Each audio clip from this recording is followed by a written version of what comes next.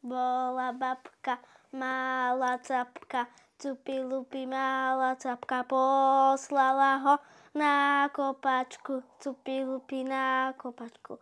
Doniesol jej prázdnu kapsu, cupi-lupi prázdnu kapsu.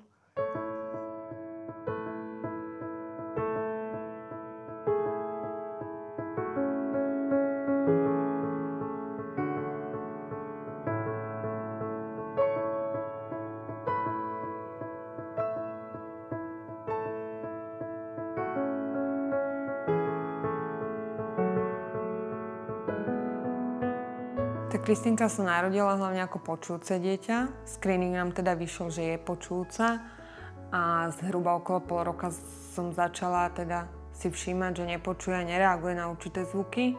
100% som bola presvedčená, keď sme boli na prechádzke, okolo išla sanitka so sirenami a ju to vôbec absolútne nerušilo. Ona má vlastne obojstrannú poruchu sluchu. To znamená, že na každú stranu nepočuje okolo 100 decibelov. Takže vlastne dá sa povedať, že to je prakticky hluchá.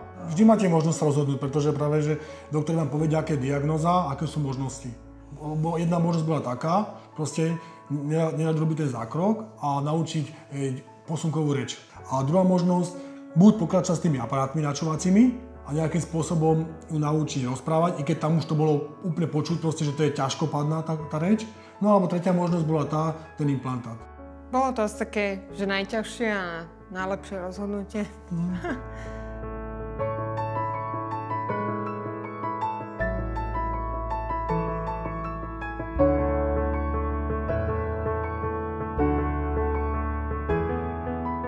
Po tej operácii, tie najbližšie dni, som veľmi vnútorne, nie že sa vinil, ale skoro by som aj bol o tom presvedčení, že sme asi urobili chybu.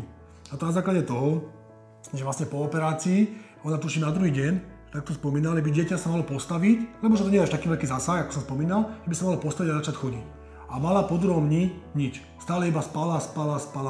Ten prvý týždeň fakt som sa vnútorne bojoval, teda, že či sme urobili dobre, či náhodou bude všetko v poriadku. No ale super, že po tom týždni to vlastne už toto pominulo a už to potom išlo už len k lepšiemu.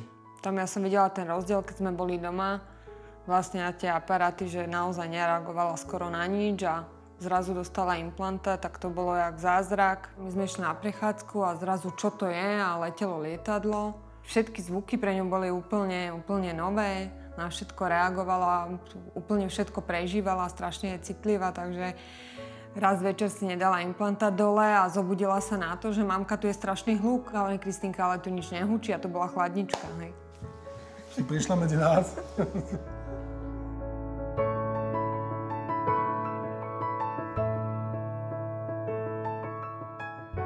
Treba povedať, že keď som ja začínal svoju profesionálnu kariéru, niekedy v roku 78, tak hluchota nemala vlastne riešenie.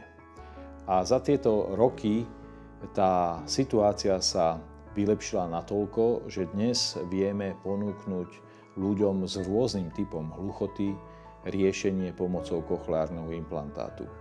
Možno si to predstaviť asi tak, že ucho za normálnych okolností mení zvuk na elektrický signál, ktorý nerv prinesie do sluchových centier v mozgu.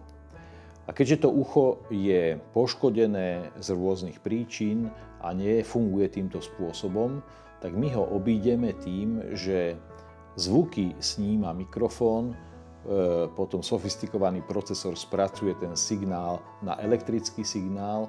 Čiže možno povedať, že zvuk obíde ucho. Príde z mikrofónu rovno do sluchového nervu a ďalej do mozgu. Sa to odpáča. Nie.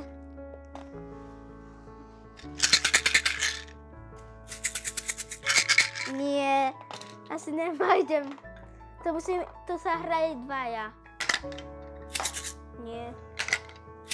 Toto teraz boli isté, som teraz počula. My sledujeme dlhodobo výsledky svojej práce a máme každé 2 roky stretnutie implantovaných ich rodičov.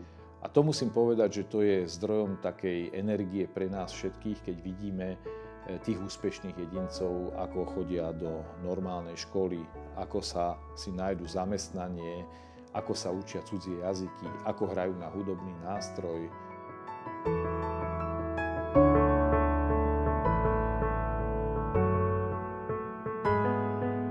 Chcem sa učiť na klavír, ale na gitare už viem aj hrať, aj spievať, ale sa mi už zlomila gitara. A som ju mala tam nejakú hodinu.